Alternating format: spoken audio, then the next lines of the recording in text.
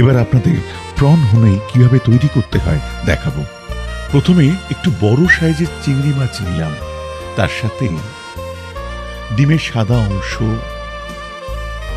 সাদা গোলমরিচ গুঁড়ো, একটু নুন এবং কর্নফ্লাওয়ার ও কয়েক ফোঁটা তেল দিয়ে ভালো করে মাখিয়ে নিলাম। মিশ্রণটিতে মাছটা এমনভাবে মাখিয়ে নিলাম যাতে ভাজার পর বাইরেটা বেশ মচমচে আর ভেতরটা রসালো হয়। এরপর কড়াইয়ের গরম তেলে মাছগুলোকে ভালো করে ফ্রাই করে নিলাম, নিয়ে একটি পাত্রে রাখলাম। এরপর গরম কড়াইয়ে চিলি অয়েল দিয়ে তাতে শুকনো লঙ্কা কয়েকটা দিলাম, তাতে আদা কুচো,